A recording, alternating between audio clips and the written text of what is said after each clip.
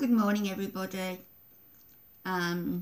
Just getting ready to see Alfie, and as normal, I wanted to get on here first while the ideas that have been going around in my head during the night are fresh, and to share some of these ideas with you, these thoughts with you. First of all, nearly strangled myself. My earphones, I woke up listening to my meditation tapes. I woke up, they were wrapped around my neck, and the little end has has come off, and I've stuck it back in, but I don't think it's gonna work properly. So got to buy some new ones. I haven't had them long, guys. I shouldn't fall asleep with them on. Down there. So that's that. Meditating again last night, and I'm finding it very easy to become into that trance-like state that you're supposed to be in. Very easy to do.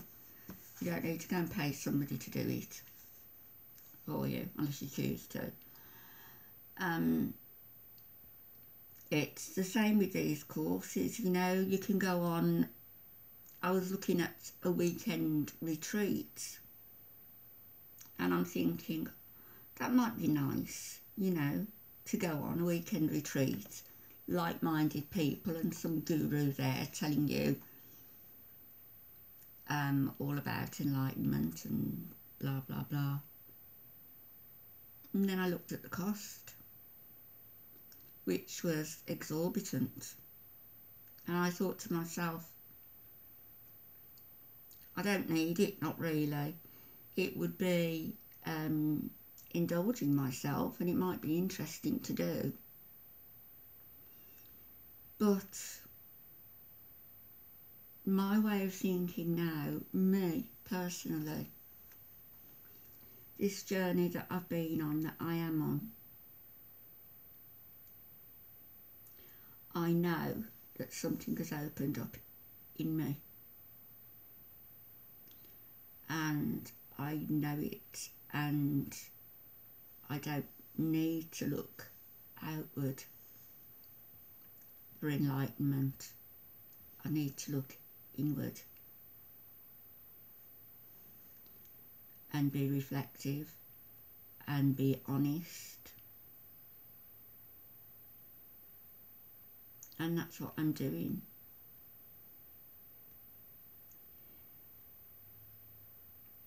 When you're young, I don't know whether any of you have been like this, when you're young and you'll say, how will I know when I meet somebody? How will I know if I'm in love with that person? And it's really a question that's difficult to answer, if not impossible to answer. So it's similarly, if someone said, how will I know if I'm on the right path? How will I know if I've become enlightened? How will I know? Same sort of question, same sort of response. You will know.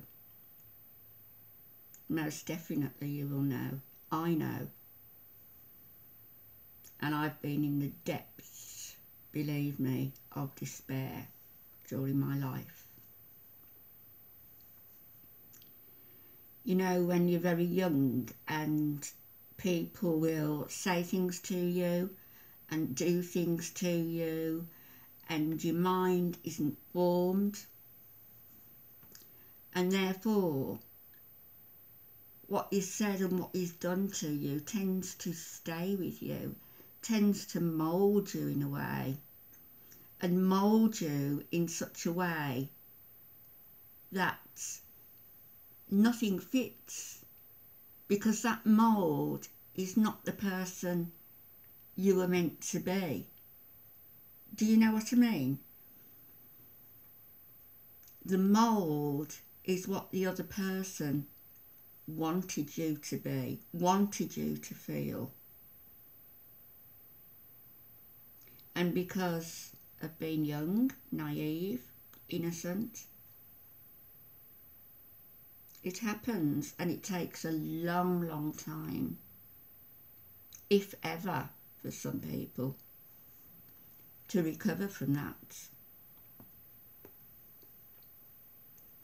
And I'll tell you a little story about me. And there were 13 children altogether when I found my family in Ireland. My dad had been married before. My mum was a widow when they met. They didn't marry. Don't know why. But they had me. And of course, in those days, taboo to have a child out of wedlock. And the stigma was as much on the child, the innocent child, as it was on the parents. In fact, I don't think the parents suffered at all. Mine didn't. I did. I had the eldest of the family, John. He died not long before my mum in 94. I remember going to my mother's one snowy day. I even remember what I was wearing, a little woolly hat with the pom-poms. And I was heavily pregnant with my first child, with our first child, Alfie and me. And I went to see my mum. And he was sitting there, my brother. And he took one look at me and said, "Oh God, I'm going."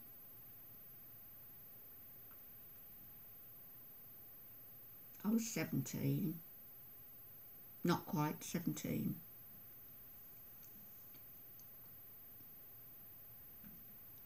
When he died, nobody even told me he died.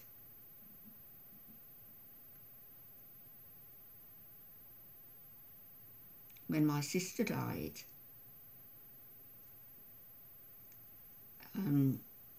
she was murdered in the mid-80s.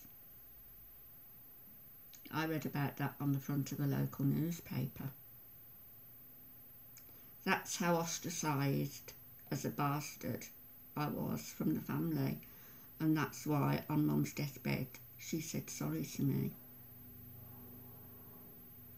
So what I'm getting at here is we allow others to mould us.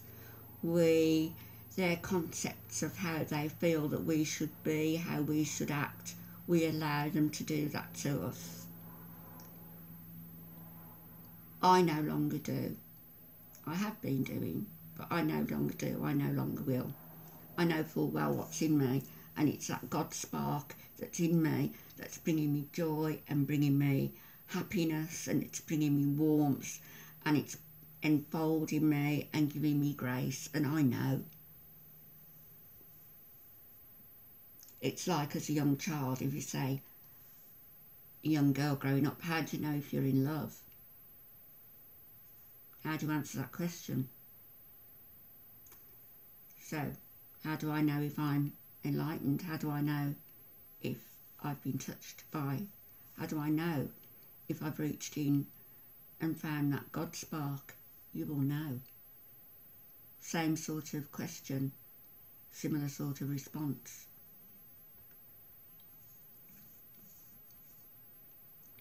So that's my thoughts for this morning. I'm off to see Alfie. I'm coming back to, I've got some friends I want to make cards for.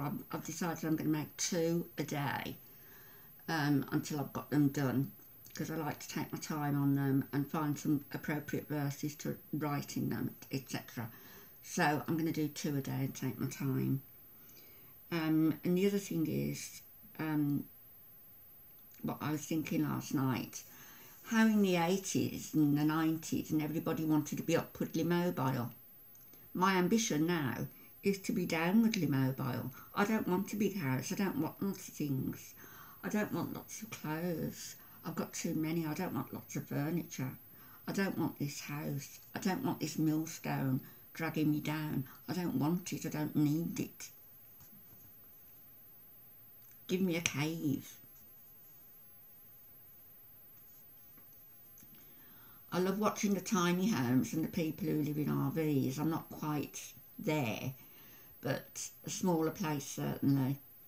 So Anne's going downwardly mobile, and I'll take you on this journey with me when I get there. And I'll also take you on this other journey, which is spiritual and joyous and loving. And that's something I want to share with you also. And I will be back later. Have a wonderful Tuesday. And I may get back on tonight. You'll know it's tonight because I shall be in the same clothes.